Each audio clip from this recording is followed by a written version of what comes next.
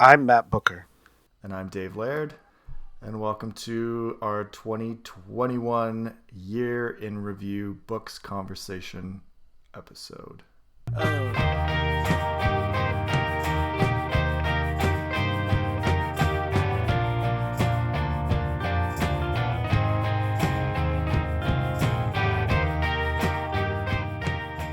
Yeah, it's been an interesting year, Dave. We have had our full year of Yeah. COVID. In 2020, we had at least the beginning of January and February and maybe half of March before things really went bonkers. But this Uh-huh. year, I did have my kids home online learning, virtual learning for Yeah. over a full school year, but they're back in school now in person, and that part of it has been great. Yeah. Um, I do feel like the pandemic has affected some of my media consumption and Sure. Yeah. I watched a reading lot of patterns. TV this year. Um, so I think that we will get into some of that details, but I feel like in general, I'm still working from home. I haven't been back into the office since March 12th, 2020. Yeah. And I, 2013 for me, actually, come to think of it. It's the last time I taught in a classroom. I've been teaching online ever since. well, not due to COVID, thankfully, but Not due to COVID for me. um, that experience of just being home, I thought, oh, this will be great, and I'll have more time to read. But I've Yeah. been working just as much, if not more, Yeah. in my day job, and I think a lot of people have been in that position. But the Right. things that I have read, um, making this list and going through what I've read this year has made me realize that I discovered some new things, and I had some favorite authors publish new books, Mm-hmm. and I tried to really savor those experiences or read deeper when I Yeah. could. Yeah. And I probably, for every book that I read this year, I probably bought 20. So I had no Oh problem man, that's so keeping stressful. keeping books coming into the home. Sure.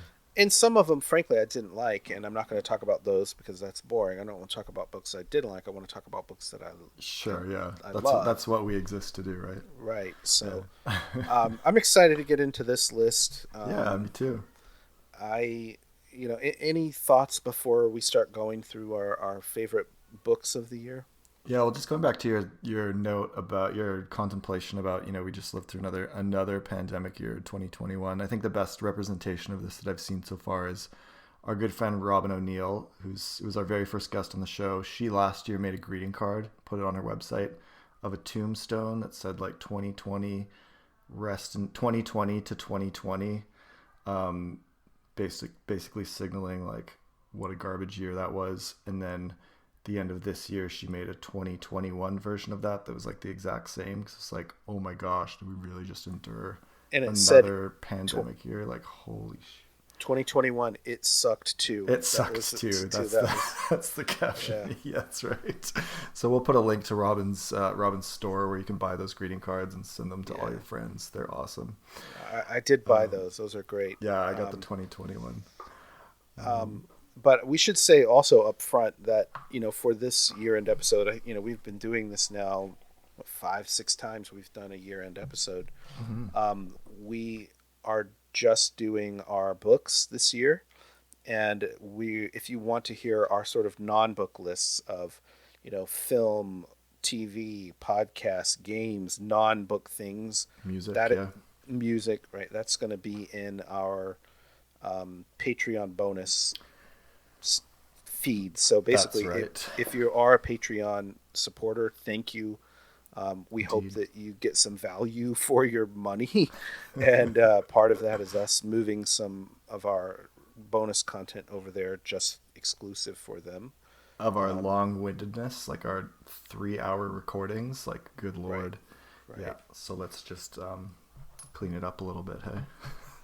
Um, so, anyways, that's just one programming note of like Yeah. we're doing things a Here's what little we're bit doing. differently in Yeah. the past that we're Yeah. not having, like I say, music, TV, film. Yeah. And I will say, like, what podcasts. we did last year, having three different guests to talk about those areas was so fun, but it's also like an absolute avalanche of editing because we had like Maybe a bit three overkill. hour and a Yeah, half or 2 hour conversations maybe a versus our bit of usual. overkill for the year end. Could have been, but it was a blast to talk It to was those fun, and I'm pals. glad we experimented with that. But Hmm. this is a little more straightforward.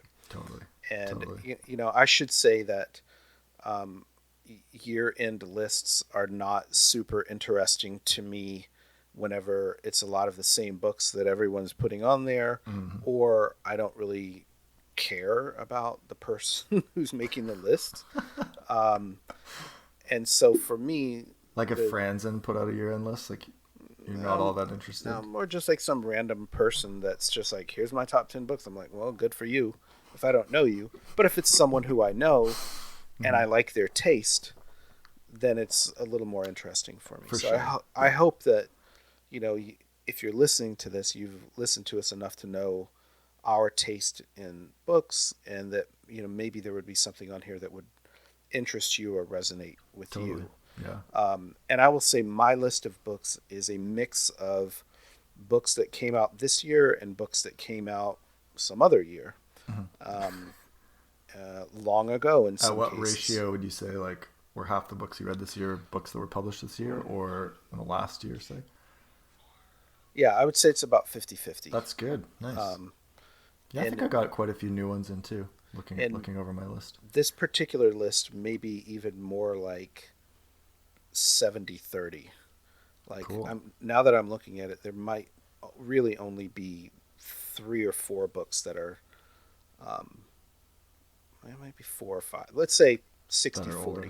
Sweet. Yeah, so I actually did read more newer stuff this year, but Hmm. um, I have eclectic tastes like anyone else. I have weird fascinations that don't interest other people sometimes, and that's okay. I just, I what I can want to read. totally ID, Matt. I can totally ID. Um, all right, so I did attempt to like rank my list, and then I gave Oh up. wow, good for you. And then I gave up, and I was like, I can't do Yeah, this. that's really hard. Do you have a count of how many books you got in this year, approximately? Um, I do not have I don't keep track of that I think you because said like the first time we did this that you were in like the 40s or something, and I scraped my jaw off the ground after no. because I was in like the teens or something that year. Yeah, I'm definitely not that many this year. Yeah. And I probably for this I made a list of about 20 something books that I know that I finished, because Yeah.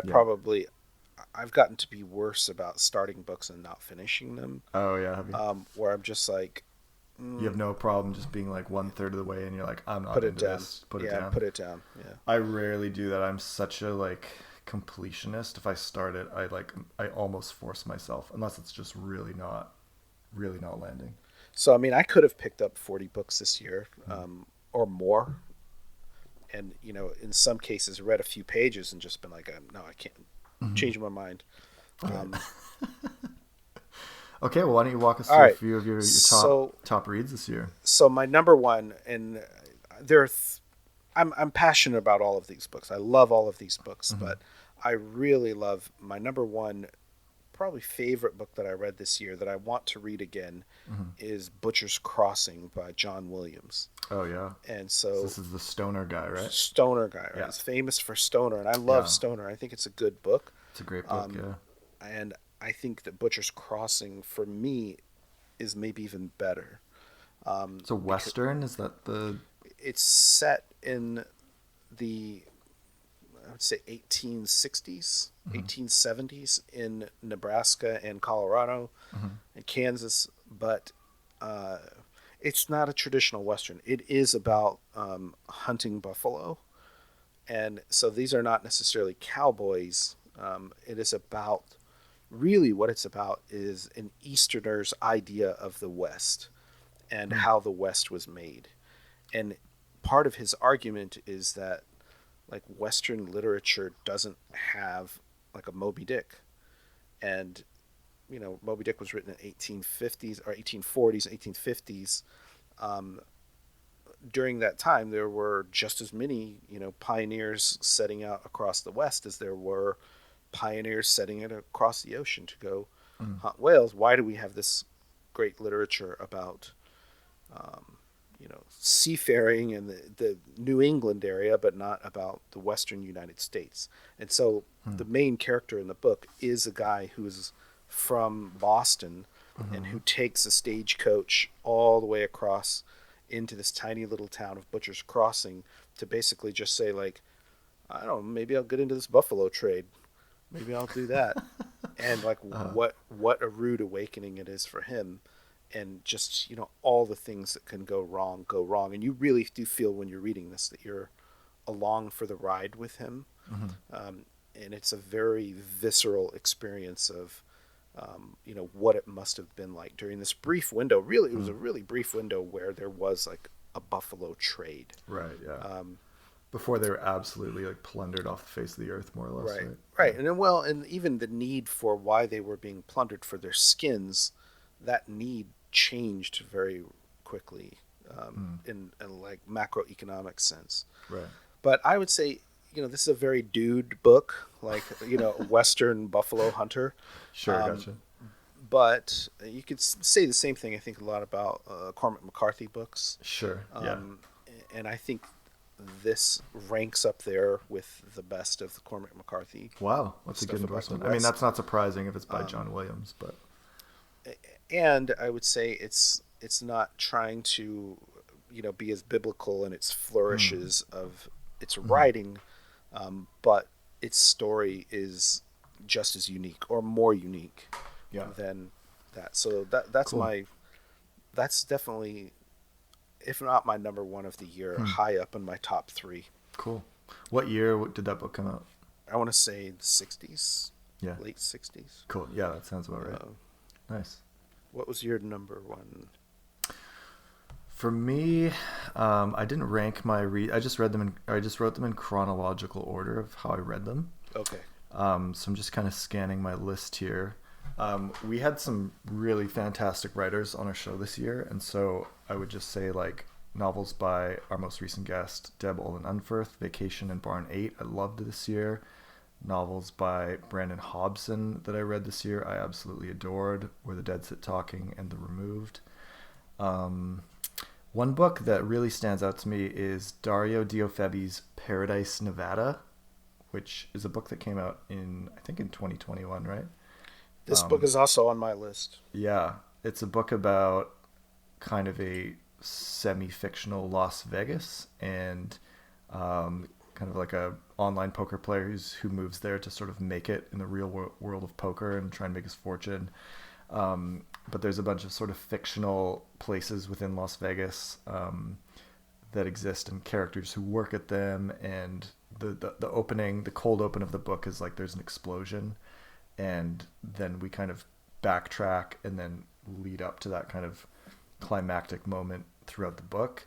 And meet the characters and get into their lives and all that kind of stuff. And I found this book really funny, and like it's one of those books, like the movie Casino, for example, where you just get this like real deep dive into this like really niche world that exists, that's high stakes, and that's sort of what this book felt like in a way, but like, had a lot of quirkiness to it and really creative, funny stuff too. So that's a book that really stands out to me from this year as well. I think I discovered this book by reading the New York Times Book Review. Oh, yeah. It was reviewed in there, and there was some mention of either Wallace or Bolaño or something, and I was like, this actually sounds pretty interesting. And I went and, bought a hardcover of a brand new book. Yeah. And discovered it was a blurb from David Lipsky, and... Right. Yeah, he thinks Martina, our former guest, Martina Testa, is thanked in there. So, those kind of connections made it even more of a sell for me. Yeah. Sure. I didn't love that opening scene, actually, I got to say, because I felt like it was too similar to the opening of The Goldfinch. Donna Tartt. Okay. I have not read it. We have it, but I haven't read it. Rachel's read it. And if I were him, I would not have wanted that comparison.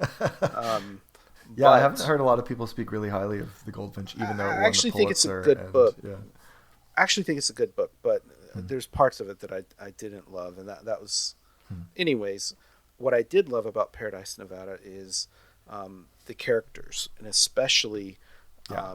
The there's a huge cast of characters in this book. There is. You meet all kinds of different poker players, including an Italian guy who really lucks into getting into the World Series of Poker and makes it to this table and sort of busts out, but overstays his visa and just decides like he's in paradise. He's finally free from all of these like strictures he's lived with his whole life, and he falls in with this guy who I think is Trevor.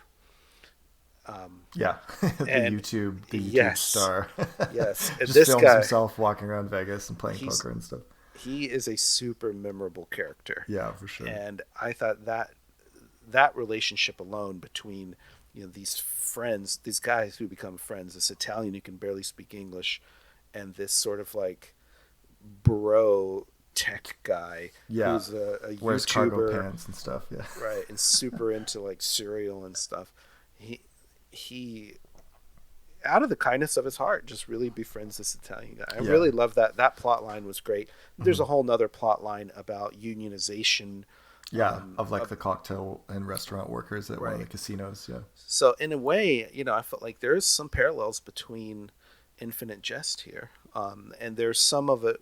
The cartoonishness of it reminded me of a lot of the Broom of the System stuff, where the main resort, instead of being the Bellagio, is called the Positano, and it is like an exact replica of the Italian city of Positano, like on the hill and all these caves and the bay and everything, man-made lake and stuff, reef, and that's pretty inventive stuff.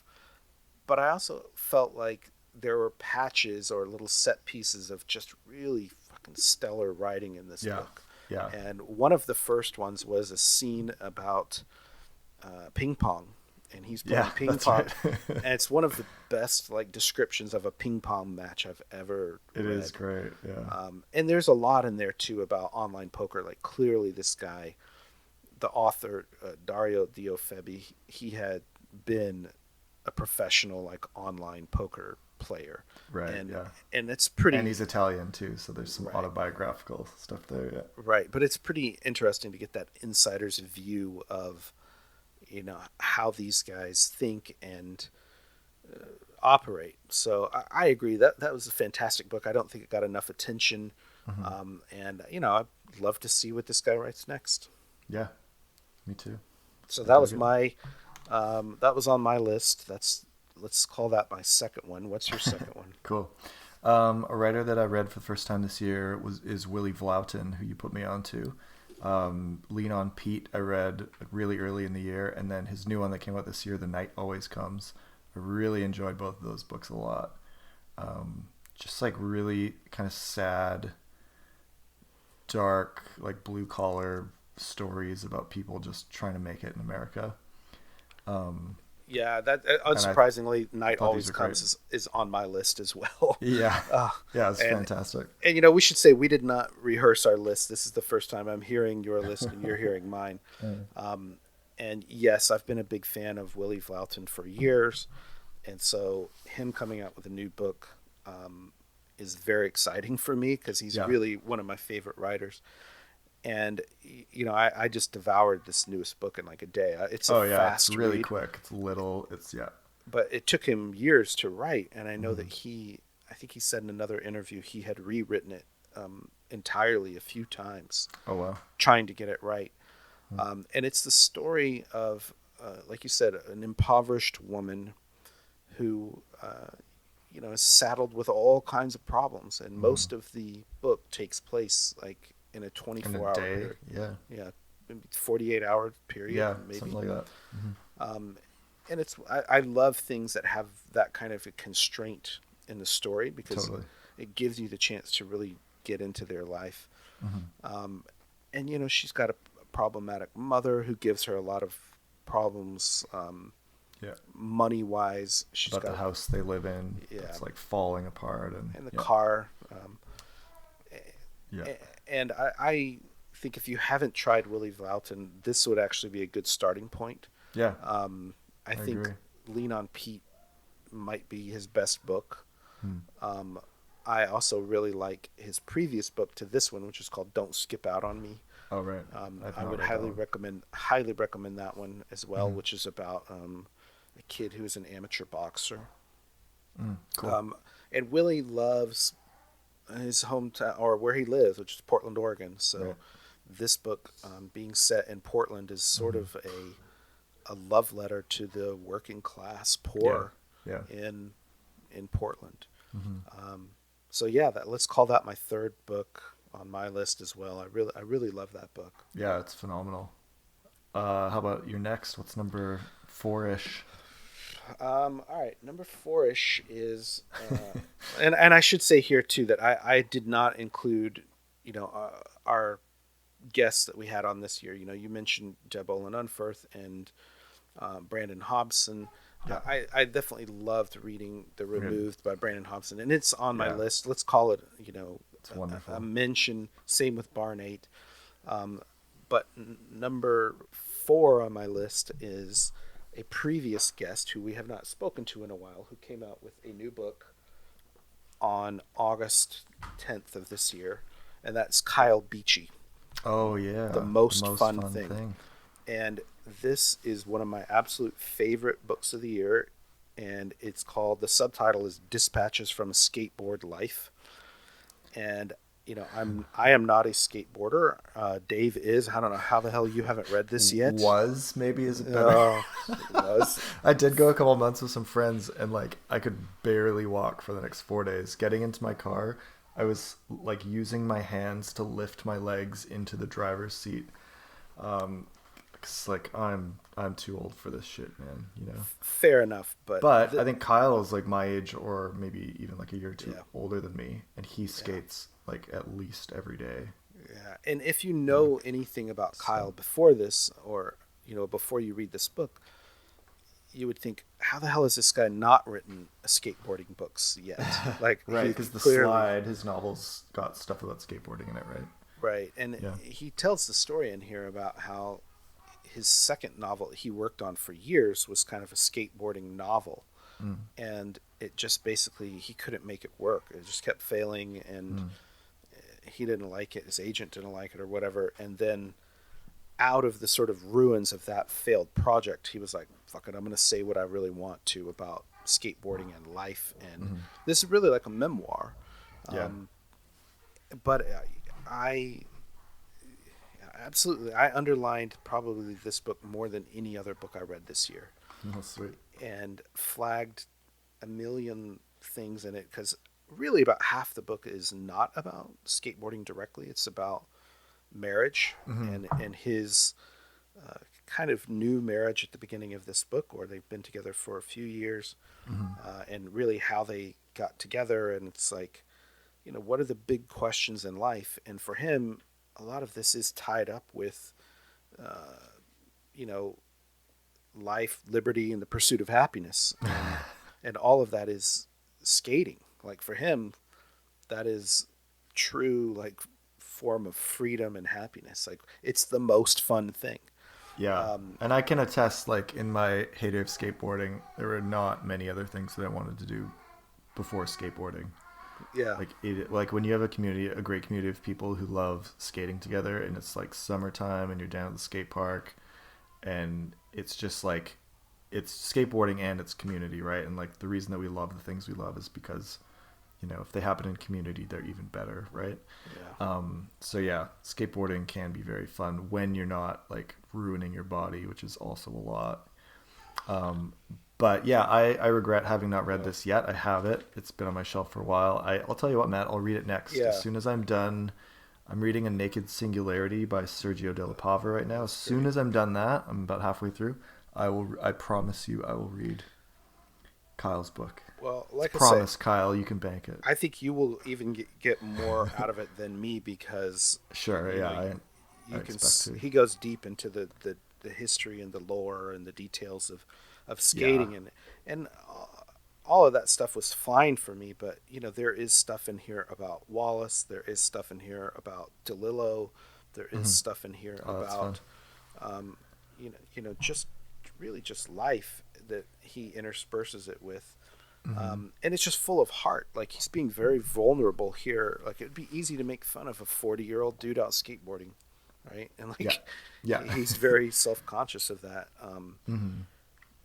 But like I say, this is, you know, an someone who's an expert in their field, which is skateboarding for him, you know, allowing himself to be vulnerable on the page and share all of his feelings about life, Mm-hmm. and really just ask questions that are, you know, somewhat philosophical, Mm-hmm.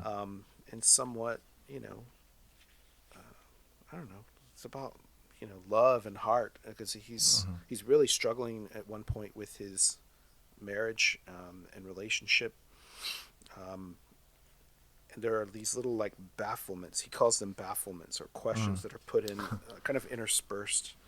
Um, this is in seven small bafflements, and there's stuff in here about COVID from like 2020 and 2021, and then there's stuff, you know, from like 10 years ago. So this book is really like a massive project for him. Gotcha. Um, and I really like that essay. The Peoria one about Wallace, I think, you know, was published, like I say, probably 10 years ago when The Pale King came out.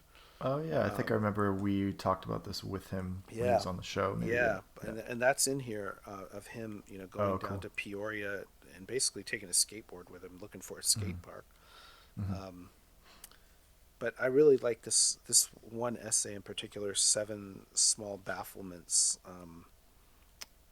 And there's so many good chapters. I mean, this is a fantastic book, and you know, I hope we get the chance soon to sit down and talk with Kyle about it. So, Mm-hmm. but in the meantime, That'd be great. if you haven't picked it up, go read The Most Fun Thing. My impression of what's happened with this book, from what I've seen on Instagram and stuff, is that the skateboard community around the world has like really celebrated this book, and Kyle's got to do some very amazing speaking engagements with just like crowds of skateboarders about this book, which is awesome. I think that's So true, but I think it's yeah, also crossed over, and I saw it was on like sure, yeah, NPR's list of like best right, yeah, nonfiction books of the year. that's right.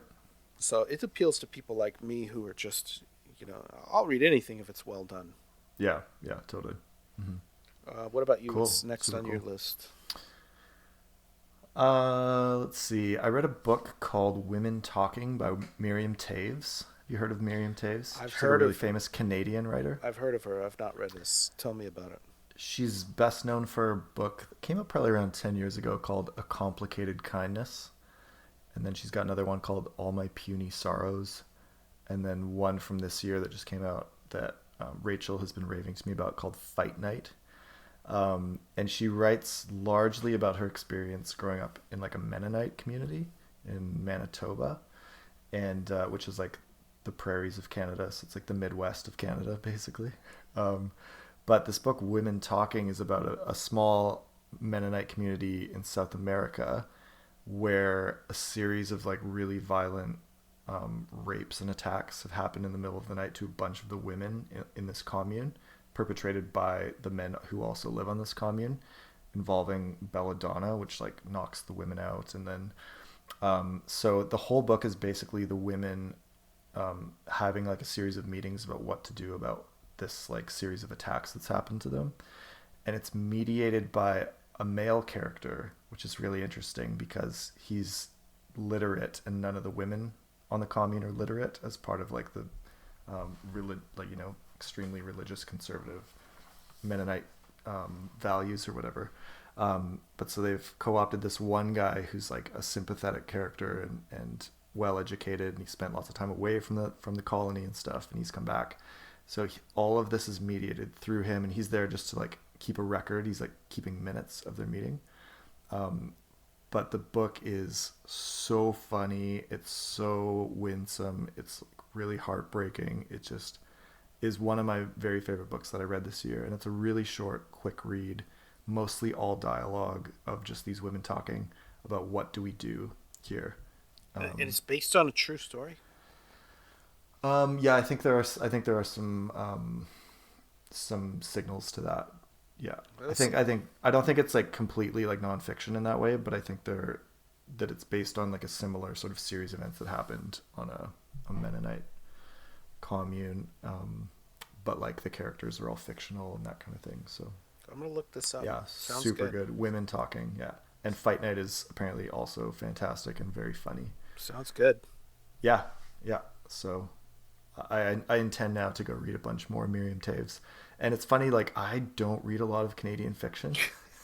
And I like am a high school English teacher in Canada and like, did a master's in English in Canada, and I took a course on like Canadian literature in my undergrad, but like I was simultaneously also taking a course on American fiction where I was reading like White Noise and Leslie Marmon Silko and stuff, and I just like hardly read any of the Canadian books, and I just read all the American ones because y'all just do it way better than we do. I mean, you've got a longer history, you've got like way more population. Just I too mean, I cold think up the there. story Just of too cold. America is just, a bit more compelling anyways. So yeah, yeah, maybe it's the cold. It's too cold. Yeah. All right. So my next book is Hmm. an American novel, Yeah, and I mean, most of the mine are too. um, I actually have a couple of nonfiction books on mine, but Yeah, I do too. Cool. and maybe about half of my list is like nonfiction. But Mm. Wow. this is a It's more than novel. mine for sure. This is a novel that has came out, I think, in 1946. So this is Okay. an old novel called The Street by Anne Petrie. Oh yeah, you have Have, you've mentioned this to me in text messages and things. have you read this? Have With you read this book? No, I haven't had a chance to read it yet, but it's on my list. It's So on my ridiculously sprawling TBR list, which haunts me all the time. Like I'm just scrolling down it for so long. So It's I horrifying. have to admit, I had never heard of this book until I got it as part of my Library of America subscription. Hmm. And I was like, how have I not heard of this book? It's part of like, say, Harlem Renaissance, or, Right. Yeah. in the same vein of um, Black Boy or Invisible Man, Hmm. and, Hmm. set in New York City. How have I not? We talked a bit about it with Steve Erickson, I think, Right, when we right. were on with him. Yeah. And if you haven't read it, I would say it's an American classic.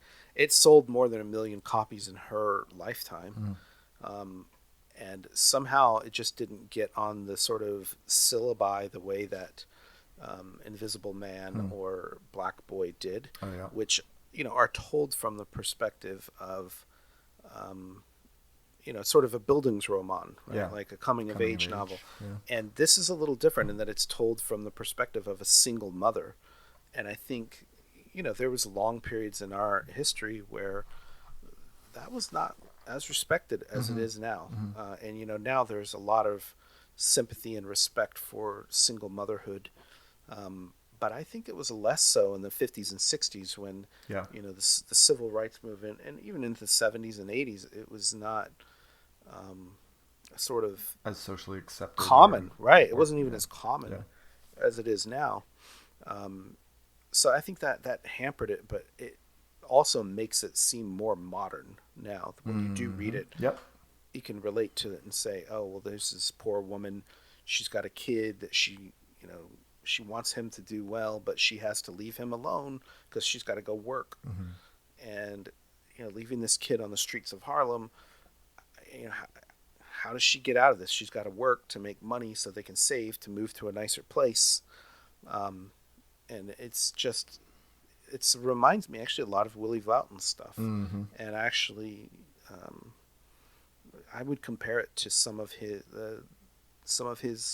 work of sort of social justice of the poor. Yeah. Um, Cool. so if you haven't read it, Anne Petrie, The Street, Street. I think you will be impressed. Rad. What's next on your list, Dave? Well, you mentioned nonfiction. I just recently read Things Are Against Us by Lucy Ellman, which is a collection of essays. This is the author of Ducks Newburyport, which I've said more than enough about on this show. This is a collection of essays that just came out this year. The very first essay, the title essay, is about how things, like inanimate objects, are against us. It's kind of like a treatise on like entropy in a way, and it's so funny and it's very clever. And then a lot of the other rest of the book is basically just railing against the absolute tyranny of what patriarchy has done to this planet in the last 200 or so years, and how a return to like a matriarchal system would really do this planet a lot of good. So she's got essays about like, men of the world, give all of your wealth, give all of your money to women or a woman. Just hand it all over. Let the women have all the money and make all the decisions, and like, let's see this planet turn around. And it's like, some of it is like manifesto kind of vibe. You can tell that some of it is like tongue in cheek because the premise is, so outlandish in some cases. But like, as a a white cis male reading this book, it's like, yeah, I it's really hard to disagree that people like me, people who look like me, have like absolutely eviscerated this planet and like made life on it really horrible for most people. So it was a great read. It's like pretty quick little essay collection. I loved it. How is it different from her voice in Ducks Newburyport?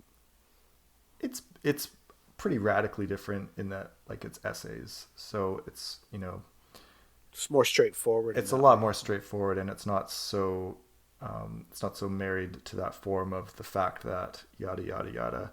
Although it maybe could be in some cases, the fact that patriarchy has completely fucked over this planet, the fact that men have made life for women on this planet hell on earth, the fact that like it's kind of got a similar, I guess, cadence. Yeah, kind of. Yeah, maybe not in terms of like the exact prose, but in terms of perhaps how like some of the ideas are presented. But well, obviously, yeah, there's a lot of climate change stuff in Ducks Newburyport. Yeah, and, it's a book about just like all the anxieties of the world thrown into right. like a boiling pot, right, and just like Right. mix them all together. So this book felt kind of that same kind of like intense paranoia, I guess you could say, or just like living with all of these tensions and trying to find a way out of them. But yeah, I liked it. I thought it was a lot of fun. Fun and terror together mixed, That sounds great. Next on my list is a memoir from the photographer Sally Mann called Hold Still. And I think this book came out good title. 2 or 3 years ago, in 2018, 2019. And she's a photographer, so the book itself is beautifully designed, and it has tons of photographs in it from her childhood, her past, her work as a photographer. And it just turns out she's a really fantastic writer. And, she went to, I think maybe even has an MFA in creative writing, Cool. but hasn't published much writing in her life, except what's in her books of photography. So she's a super creative person, and her biggest subject really in the book is a sense of place about where she lives, which is in Lexington, Virginia, and this really stunning valley where there's a river running through it and these big trees and some cliffs. It's just a really gorgeous area. And she is just in love with this piece of land that her father bought and her family owns, and now she lives on with her family. Her kids are basically grown now, but do you know her work at all, Dave? What's her name again? Sally Mann. Sally Mann. What? I mean, I'll Google image her work. Okay. Don't. It'll spoil the book for me. Might just raise some eyebrows in your household if you're googling Sally Mann photos. She is basically known for a book called Immediate Family, which is collection of photos of her kids running around this property like in various states of undress. Okay. Gotcha. And so there was a big controversy when the book came out that, and her previous book At 12, which was about her kids being 12 years old, that you cannot depict a child nude. Gotcha. And she, was villainized. Is there any worse label that you could put on someone right now as Child child pornographer. pornographer? It's pretty. And like she's photographing her It's own pretty hard. kids too, right? Right. So like, Right. oh, Right. okay, yeah. And really, if you look at the book and you look at her photos, some of which are in this book, Hold Still, um, they're really hard to categorize. I think is what baffled her and a lot of her critics alike was that what she's doing truly is art, and that it's a mix of portraiture, of documentary work, of snapshots, of like I say, really high end conceptual art. And she shoots on these gigantic cameras that just produce huge prints. Cool. And a lot of her work is landscapes, right? It's the land that she's really in love with, and she lives in her sort of own little world there with her family, and captures that. And so like her kids could run around naked because there was no one around Right. Yeah. except them. Yeah. And it's a pretty unique look into her life in this book, Hold Still, because you get to see her sort of artistic coming of age and her family, what some of the horrific shit that she lived through growing up. And also weird, cameos and side stories and stuff. And like her family, they had like basically like a live-in black maid. How do you make peace with that now? Like looking Sure. back Yeah. on it, This woman's like in her probably 60s or 70s. yeah, something like Yeah. that. And she also, the other famous artist who lived in town was Cy Twombly, Oh yeah.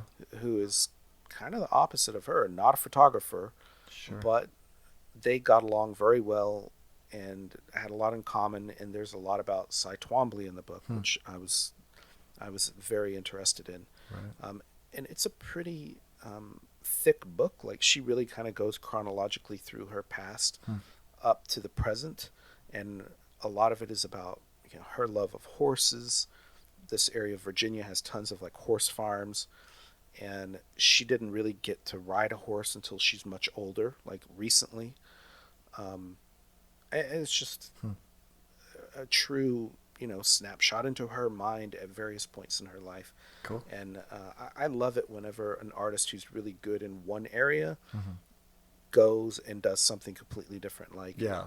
A photographer who writes a book, or a writer who does paintings or something. I think that's interesting. Yeah. So That is totally I recommend Sally Mann, Hold Still. sweet. Sounds great. Next for you. Yeah, let's spin the wheel here.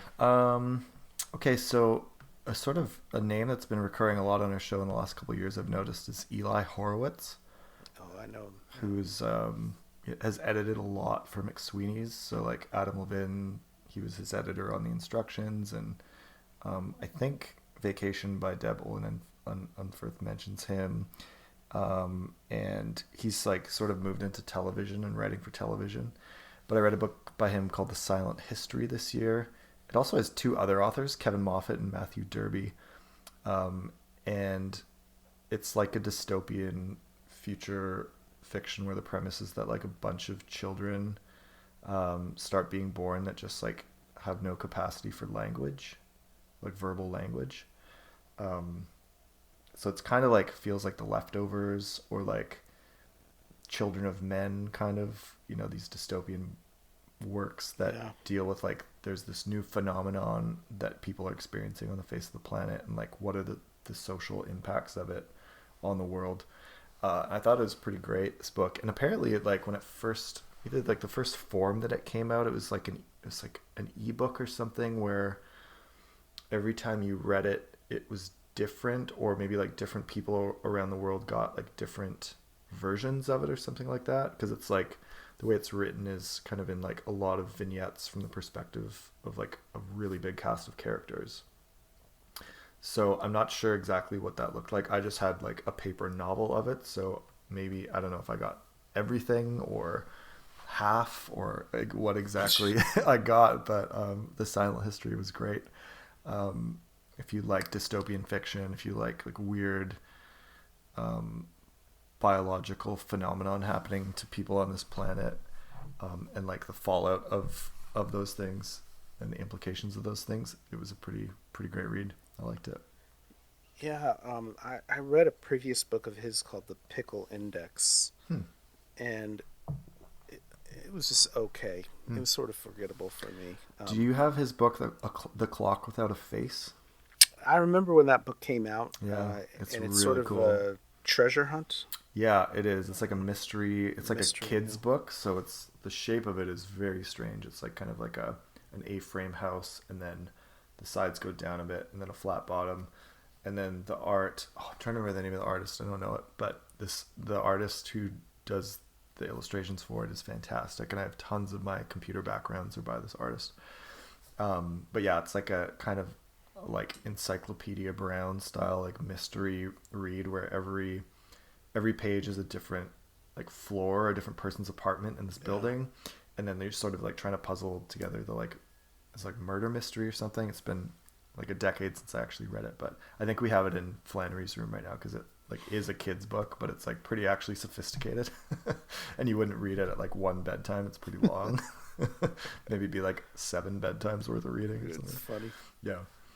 Um, so yeah, The Silent History by Eli Horowitz.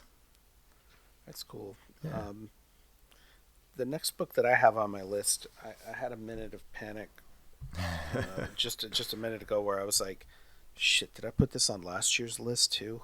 Oh yeah, Um, yeah. Sure, because no one will remember if we did. I think the book came out around this time last year, so it was like the tail end of 2020 Mm, that it came out.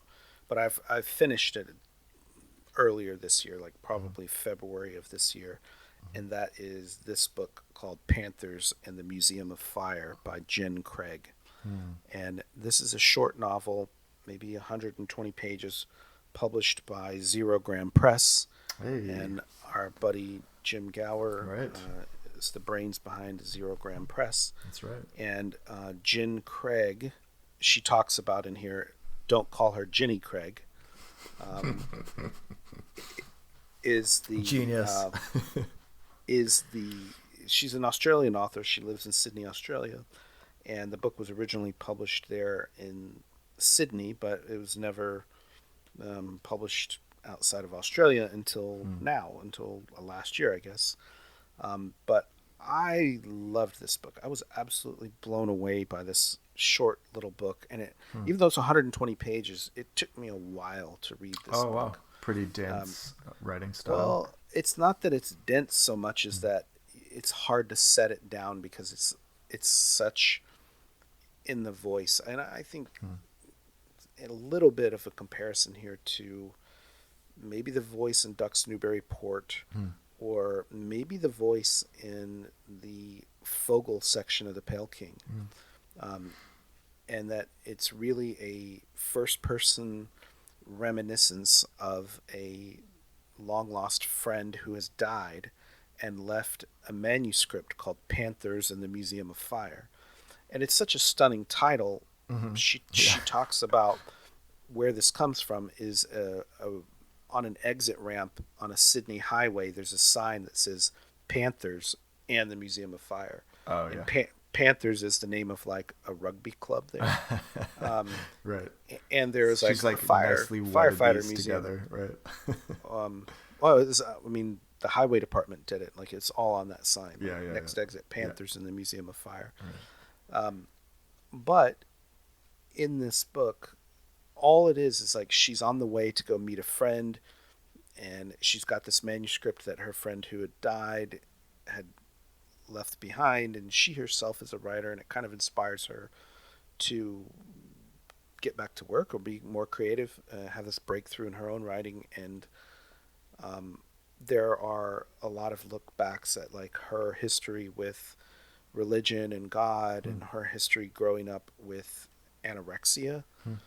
Some really kind of stunning writing about that, and also Cool. just about like how hard it is to maintain friendships, like from your youth, how hard it is to make friends um, as an adult, Hmm. and people who flake out, and people that you think you can trust, and people who think they can trust you. And um, but it's like I say, it's really what impressed me about the book was just her voice that the whole thing is written in. Um, and so to try to illustrate that, I was flipping through here to try to find a section that would make a little bit of sense. It's really hard to dip in and out of because it's all just almost like one continuous story. Oh, Like cool. I'm gonna start going, and then boom, boom, boom, boom, boom. The freight train So unleashed.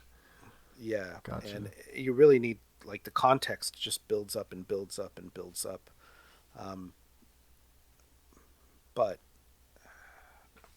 I'm just gonna start. This is on page 9, and I'm not gonna give you any context. I'm just gonna read. This is mostly like one sentence in Cool. this paragraph.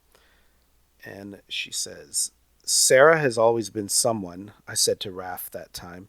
I was remembering now as I was walking towards Pamela in the cafe in Surrey Hills, hurrying to make it to the lights at St. John's Road because I could see that, for the traffic heading in my direction, they had just turned orange and so were threatening to stop me. And I didn't want to stop. That, in fact, I had been so much sucked into my thoughts that I might instead all this time have been hurrying up the steeper part of the highway, going north at Rockdale, then south past the trays of tomatoes and lemons and broccolini and glebe. I was careful to avoid, even as I was now, running towards the changing lights at St. John's Road. Sarah, you have to understand, I had said to Raph a couple of years ago in that pub. I now remembered as I ran in front of a car that was turning down the hill before the lights went red. Sarah has always been someone devoid of irony. So that's one sentence. Right. Yeah. And her walking past the food is like an Yeah. allusion to her anorexia or Mm, past right. anorexia. Right.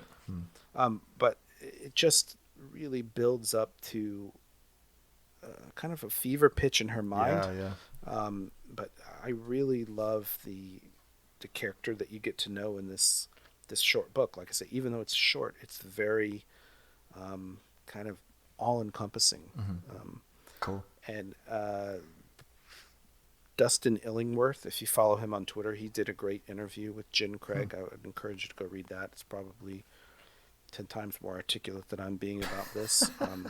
But I think it's a book also that needs more attention and more readers. So I would love to discuss it. If you've read Panthers in the Museum of Fire, please, email me later and let's talk. Sweet. Okay. I'll put that to the top. It's really good. Cool. What's next on your list? Let's see. Well, I think when we did our sort of Concavity show, announcement episode, I mentioned like all the books briefly that I'd read so far that year. So I've kind of already like mentioned some of those tonight as well. But just sort of looking back to the early part of the year, I read some pretty heavy stuff, I guess, like The Water Dancer by Ta-Nehisi Coates. It was the first book I read this year, and I really liked that.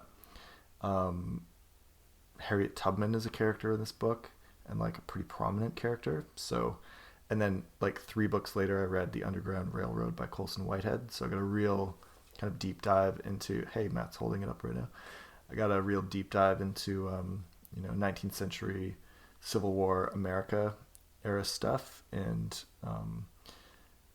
another book I liked was by Akwaeke Emeze, The Death of Vivek Oji, which is set in Nigeria and is about like queer teenagers and their experience there and that culture. And it's another book that I thought was really great this year as well. I think it came out last year, that one, or maybe early this year.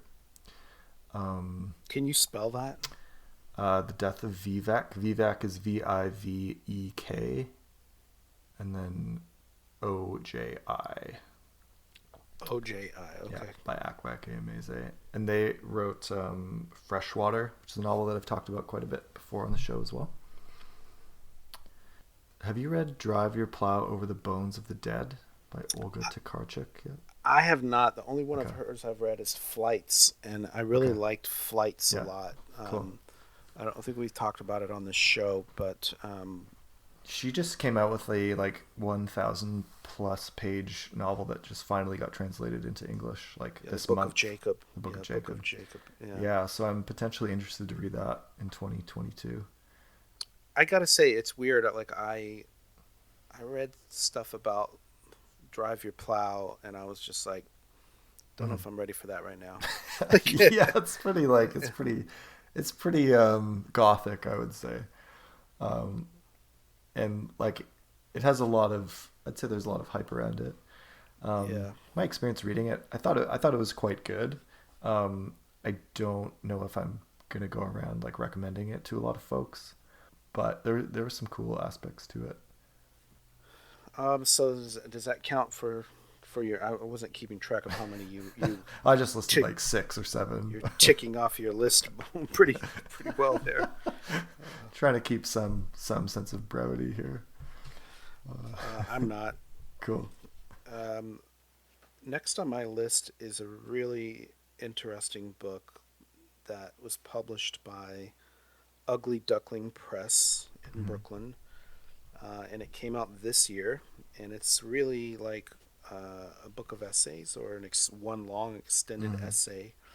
The book is called M/W by Matt Longabuco, Hmm. and the whole thing is an It's a nice essay cover. on Jean Eustache's film La Maman et la Poutine, which Oh is yeah, The Mother translated and the as Whore. The Mother and the Whore. Right, which is a film that you're very into. I'm very into it, and like I I felt like this book was written for me. Like I'm the target audience of this book, and like if you already love La Maman et la Poutine, you will love this book. Okay. If you have not seen the movie, it would probably be a tough sell. Um, I have so not seen I the movie. I think I've tried to look it up on like various streaming platforms, and it's just like not getting a lot of hits, you know? Yeah, I watched it off of like a bootleg DVD, but Oh yeah. let me give you a tip: is YouTube. Oh yeah. Okay. Uh, um, Nice. the whole damn thing is on YouTube Yeah, a somewhere. lot. That's true for a lot of old films. Yeah, Yeah. and anyways, the film is absolute classic Right. banger. I mean, I Yeah. love French New Wave. This is Mm-hmm. sort of at the end of the French New Wave period. I think it came out in 1973. Okay. The main character is a guy named Alexander, played by Jean Pierre Léaud, who is like Truffaut's muse and has been in tons of French classics, Mm-hmm.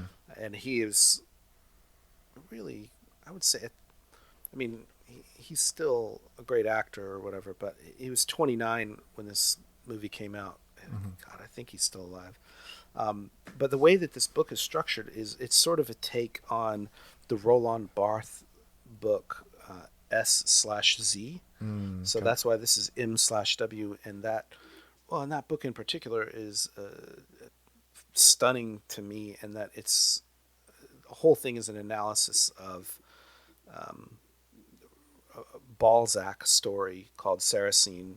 Mm. Um, and the MW here is it stands for several things like man/woman, but there's Mm. a lot of parallels between Alexander, who is in the title, not the title. He's not the title character. He is the main character of um, this French film with the French story, the masterpiece of Balzac's story. So Mm. there's a lot that I learned from reading this, but also just hearing someone else who's really smart. I have no idea Matt Longabuco is, but I'd love to talk to him about this film because Mm. he's a really brilliant writer himself. Cool. Um, and the book has really great blurbs, like from Jonathan Lethem and Hilton Als. Oh, cool. So I would say, if you know the movie, you really need to read this book. And for me, it was very exciting that this book was published, that someone else is out there talking about this film Mm. in 2021. So I bought it as soon as it came out and just devoured it. I loved it. Awesome. What was it? M/Z M/W. W. Cool. Part of my video camera is obscured by my list. Cool. So I think that's the eighth book that I've mentioned. I have two more to talk Yeah, about. give her. Um, The next one I have is a nonfiction graphic novel, and it just goes to show you how stupid the term graphic novel is, because it's not a novel. This is not a novel. It's a nonfiction graphic non-novel called Seek You, Seekyu, Seek You by Kristen Radke.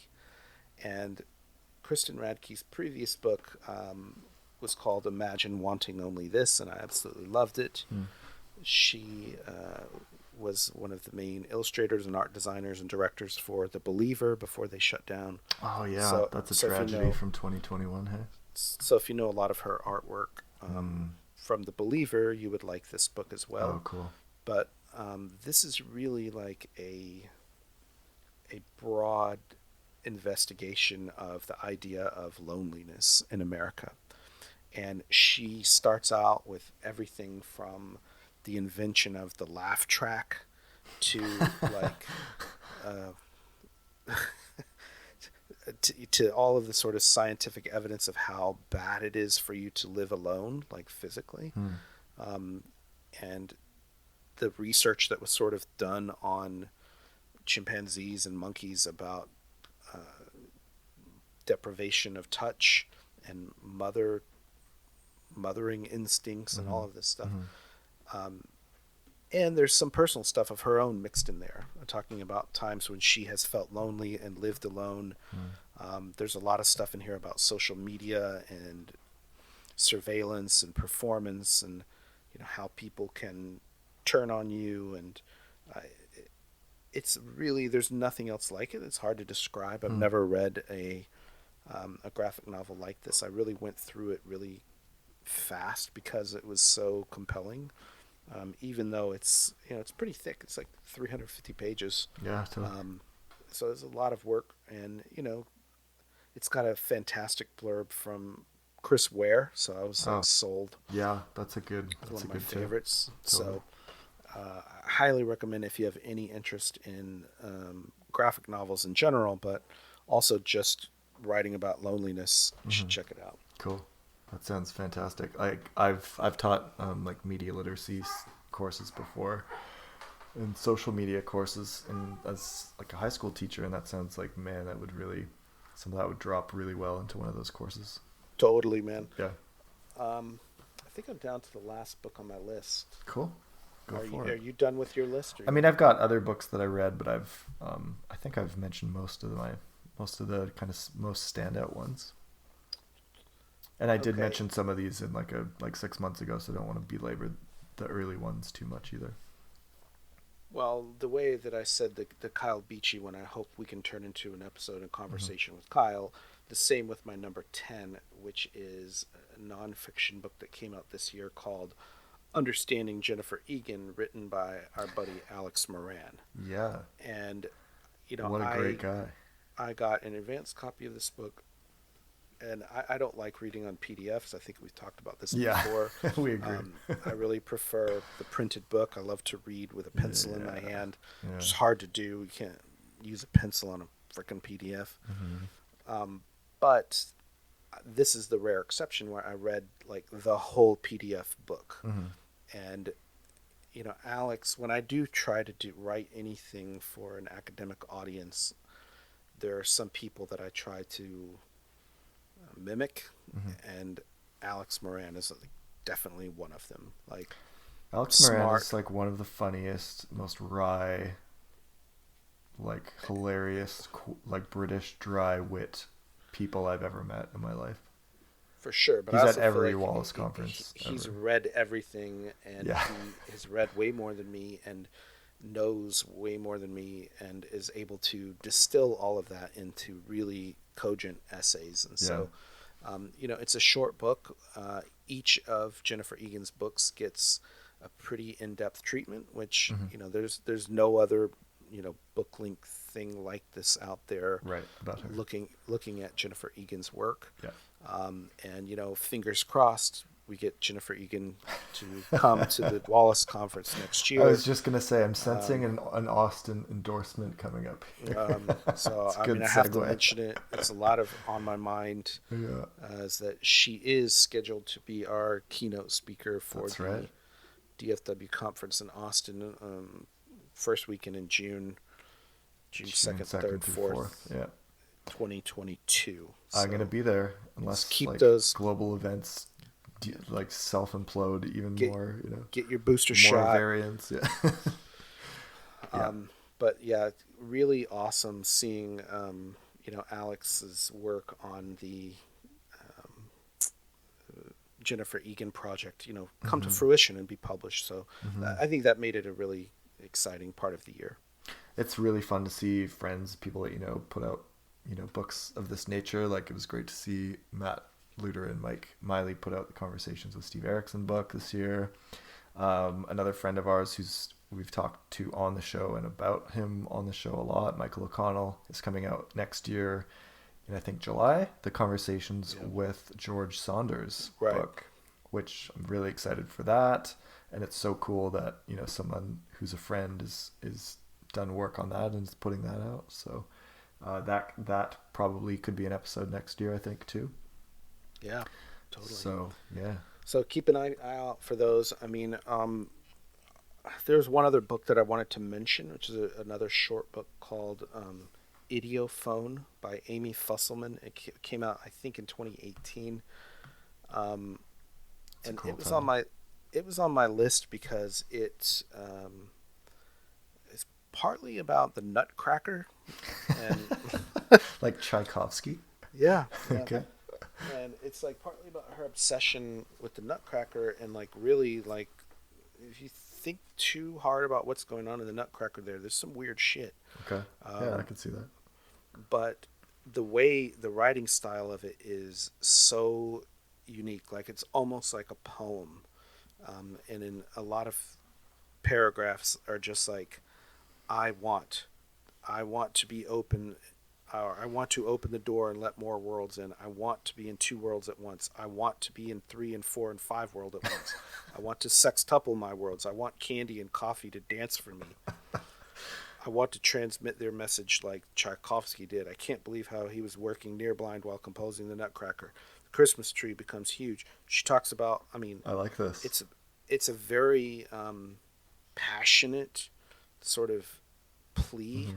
Hmm. Um, and it's really, like I say, it's so unique. Whenever I picked it up and started flipping through this book, I was like, "What the hell is this? Like, is this even an Right. essay? Yeah. Is this a It poem?" does look like poetic prose. Yeah. It's very fragmented, but it's so.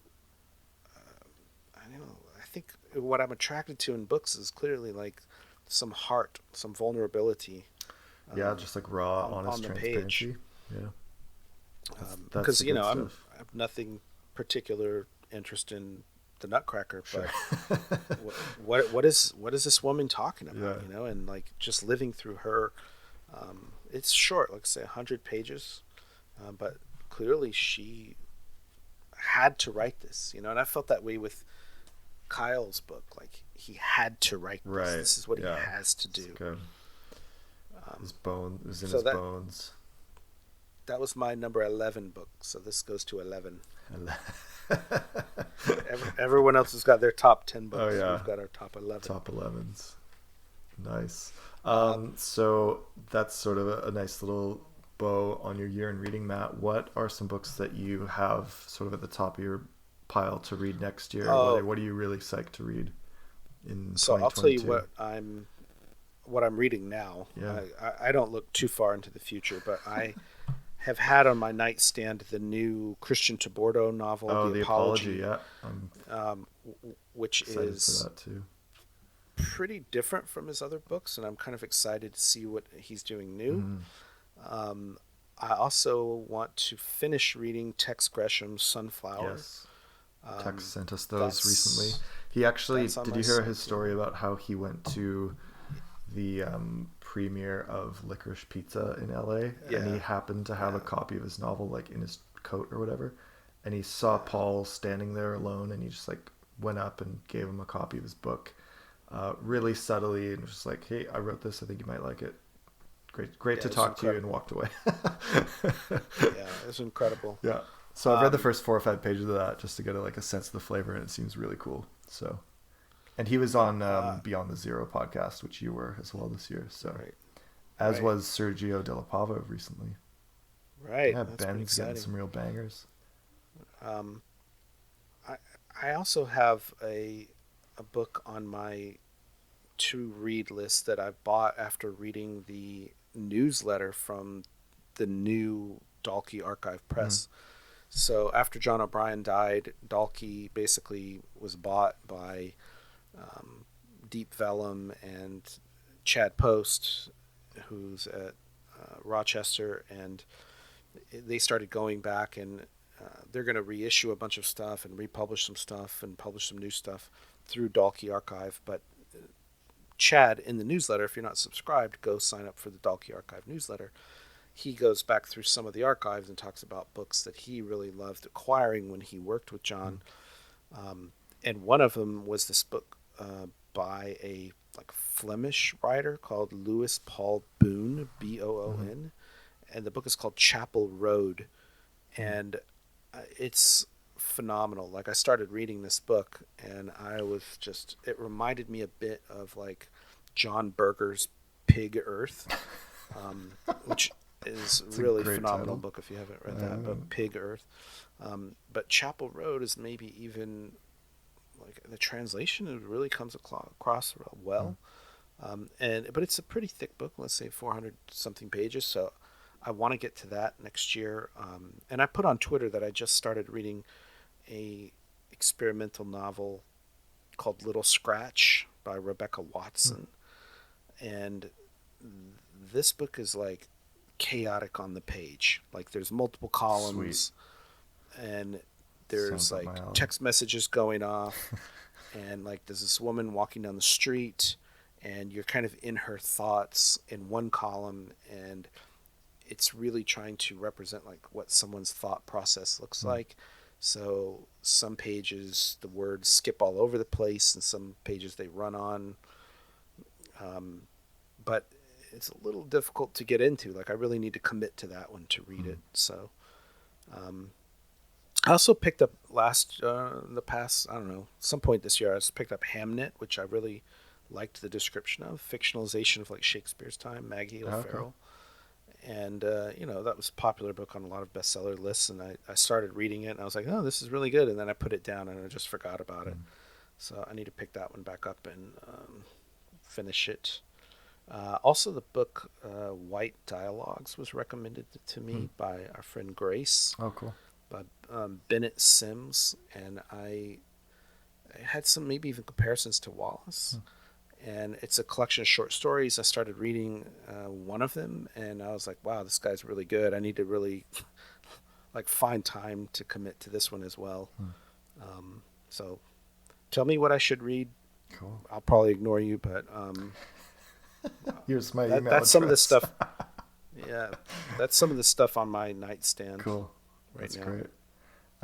Do you have any like reading goals or resolutions for 2022? Like, do you want to read differently? Do you want to read less? Do you want to read more? Do you want to read more genres or more like Um, different types of books or anything I'm like just that? too weird. I'm just too weird for that shit. I mean, I bounce around a lot. Like I read a lot of history stuff that just interests Mm. me. Like I have this big fascination with a World War II battle at the tiny island of Peleliu, Mm. and I read everything I can about that battle. For some reason, I'm just fascinated with this one particular kind of Mm. forgotten battle that the Marines were So this is in the involved in. Pacific, like in like This is 44 in or the 45 Pacific. or something? It was in Yeah. 1945, no, 19 September Okay. 1944, and it was in the Palau. It was kind of a pointless battle because they ended up really not needing the Palau Islands as a barrier against invasion of the Mm. Philippines, like MacArthur, and I don't want to get into all of this, but uh, I'm really into that, and like it serves no purpose other than just like I'm interested in it, so I'm going to read about Yeah. it. Um, I also love reading Peep's Diary. I go back every year and read big chunks of. I have like the 10 volume set from University of California Press of Samuel Pepys' Diary. Have we talked? I'm sure I've talked about it on this It podcast at doesn't some ring a point. bell, but if you start describing what it entails, it might. You don't know Samuel Pepys' Peep? Diary? I don't think so. Pepys. Pys. No. You don't know What's about this? He lived in London in the okay? 1660s. 1660s, Great Fire of Okay. London. Oh my I don't God. know if I know You need to this. go. Well, I'll tell you why I love it. I love Pepys' Diary because it is a everyday account of this guy's life in Right. 1661, Yeah. 1662. He writes in it every freaking day. And, I'm just fascinated with that stuff that's like, how did people get up and go to work without like alarm clocks and like, a coffee maker and shit? Like, Oh, how did yeah. how did this work? Like, And like how do you call in keep their sick houses to work? hot. Like Right. Like, how do you go out to dinner when you're like, it's the fucking 1600s? And like, they did. Like, everyone went to work. mhm, People went out to dinner. He would go to the theater. mhm. He would go on trips and shit. And like, it's High fascinating to me, culture just like the life. Yeah. day to day functioning of it. Mm. And like, here's a minor detail, but like when you hear people say like, "Oh, I hate Valentine's Day because it's like a Hallmark. Yeah. hallmark," it's like bull fucking shit. Like he was sweating it back in 1661. All right, like he's like, I got to get my wife something for this. I don't know what I'm gonna do for Valentine's Day. It's That's tomorrow. awesome. You know, like the same anxieties of like, go read a Pete's Diary on Oh, Valentine's that's Day. good to know. Um, and there's also there's a Twitter account that's like Peep's Diary run by Oh yeah. a guy named Phil, who there's a lot of salacious stuff in here. He was cheating on his wife left and Oh, right, okay. and then documenting it. Assumingly his wife was illiterate, Oh, but interesting.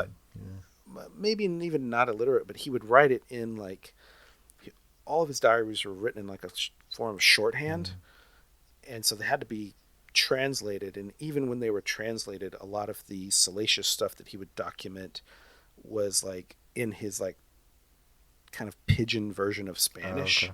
So he would be like, she did let me, blah blah. And like in Spanish, he would say it. Okay. What he would do, Gotcha. and so a lot of people read it for that, but it's just not enough. I mean, if you wanted to read it for that, you could read the salacious parts in like 10 minutes. But Yeah. the whole thing is, it's 10 volumes, and he only quit writing it because his eyesight started going bad, and he couldn't see Mm. anymore. Lost his vision. But I love reading this Peep's Diary. It's just a weird interest of Yeah. mine. Cool. And what about you? Any goals? Any things you want to do differently? Every year I say that I want to be on Instagram less and read more books, and I think I accomplished that like a little bit better this year than I did last year. I think I probably read like 10 more books this year than I did last year. But like Instagram is just the worst, and I would love to never touch it again. But I have like 4 accounts, and you know, it's just kind of a dumb time sink in some ways. But in other ways, it's great too. Like you can really connect with people over cool stuff that you love there too. So um, let me just like read the top five, like the five most recent books I added to my to be read list of books people Okay. recommended to me. May We Be Forgiven by A.M. Holmes. Mike Miley, our friend, is reading this right now, and there's a scene where like the character sees Don DeLillo in a coffee shop or something like that. We just retweeted him about that the other day. The Love Song of W.E.B. Du Bois, Honoré Fanon Jeffers. Shakespeare's Dog, Leon Rook. Dare to Know, James Kennedy. Elena Knows by Claudia Pinheiro. Something New Under the Sun by Alexander Kleeman. A lot of these are ones that you've recommended over the years that I still need to get to. Like you are my primary source of new books and writers. So, Leon Rook is at least a Canadian author. That'll oh up your hey, nice. total of Let me put a Canadians. little Leon Rook. Canadian flag emoji next to Yeah. that one. Draw a little maple leaf there next Pour to. some syrup on that recommendation. That's great. Great.